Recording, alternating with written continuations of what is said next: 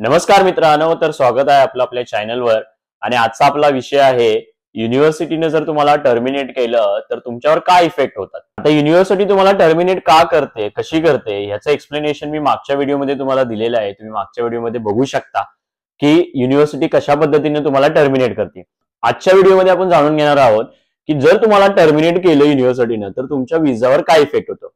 आता सगळ्यात आधी प्रोसेस कशी असते बघा। ज्यावेळी समजा तुम्ही असाइनमेंट मध्ये फेल होता किंवा असाइनमेंट मध्ये त्यांना वाटतं की अकॅडमिक इंटिग्रिटीचा विषय आहे, तर पहिल्यांदा तुमचा वायवा होतो। वायवामध्ये तुम्हाला क्वेश्चन विचारतात, ते त्या वायवामध्ये जर तुम्ही व्यवस्थित आन्सर दिले तर तुम्हाला ते पास करतात, पुढे केस जात नाही।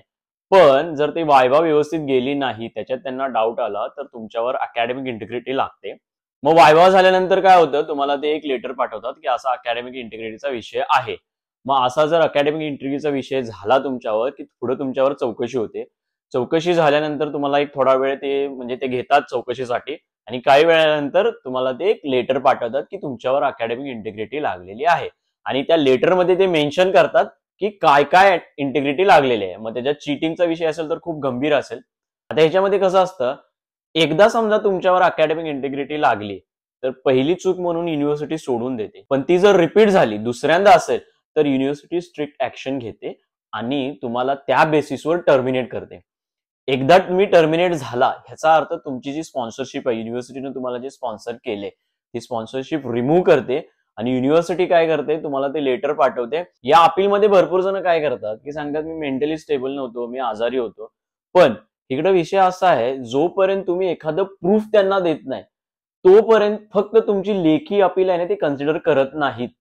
मग जर तुमच्याकडे प्रूफ असेल, डॉक्टर अपॉइंटमेंट असेल, काहीतरी कन्सल्ट करताय त्याची अपॉइंटमेंट असेल किंवा आणि काहीतरी असेल, ते जर तुम्ही सबमिट केलं तर तुमची ती अपील एक्सेप्ट करतात। अदरवाईज त्यांचं जे डिसिजन असतं ते स्टँड होतं आणि तुम्हाला ते टर्मिनेट करतात। एकदा टर्मिनेट झाला तुम्ही की युनिव्हर्सिटी होम ऑफिसला ईमेल करते। मग होम ऑफिसला ईमेल केल्यानंतर तुमच्याकडे फक्त 60 दिवस असतात। त्या 60 दिवसामध्ये तुमच्याकडे ऑप्शन असतोय की एक मोठी कमिटी असते, त्या कमिटीकडे तुम्ही अप्लाय करू शकताय रिव्ह्यू साठी। पण जसं मी तुम्हाला सांगितलं, जर तुमच्याकडे सॉलिड प्रूफ असेल, तुम्ही जर प्रूफ देऊ शकत असाल तरच त्याला ऑप्शन द्यायचा। ती खूप मोठी लेंथी प्रोसेस आहे। त्यामुळे एकदा तुम्ही टर्मिनेट झाला की तुम्हाला ते 60 दिवस देतात। 60 दिवसाच्या मध्ये तुम्हाला युके मधून ते बाहेर जायला सांगतात। त्यामुळे हा विषय खूप गंभीर आहे। तुम्ही ज्यावेळी येताय तेव्हा असाइनमेंट खूप सिरियस घ्या।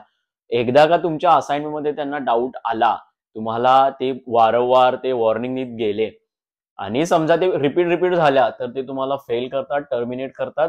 आणि जेवढा पैसा तुम्ही घालून आलेला आहे त्याचा काही फायदा होत नाही। तुम्हाला सगळं बॅग पॅक करावं लागतं आणि परत मग घरी जावं लागतं। त्यामुळं असाइनमेंट इकडे आल्यानंतर असाइनमेंटला खूप सिरियस घ्या आणि खूप सिरियसली असाइनमेंट द्या। अजून एक एकाने प्रश्न विचारला की इकडे एक्झाम होत नाही का, तर इकडे एक्झाम सहजा अशी होत नाहीये। इकडे मोस्टली असाइनमेंट असतात, पण असाइनमेंट खूप टफ असतात। काही विषयांना इथे एक्झाम्स असतात, पण तुम्ही जर मॅनेजमेंट आणि बिझनेस साईडचा असाल तर तुम्हाला मोस्टली असाइनमेंटवरच फोकस असतो।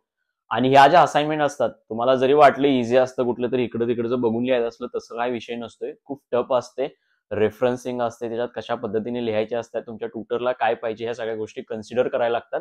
त्यामुळे जरी असाइनमेंट असल्या तरी असाइनमेंट या टफ असतात, त्या व्यवस्थित कराव्या लागतात। तर आजचा व्हिडिओ इथंच संपूया, पण माझ्या चॅनलला सबस्क्राईब करा, कारण मी असेच इन्फॉर्मेशन तुम्हाला या चॅनलच्या थ्रू सांगणार आहे। भेटूया पुढच्या व्हिडिओमध्ये।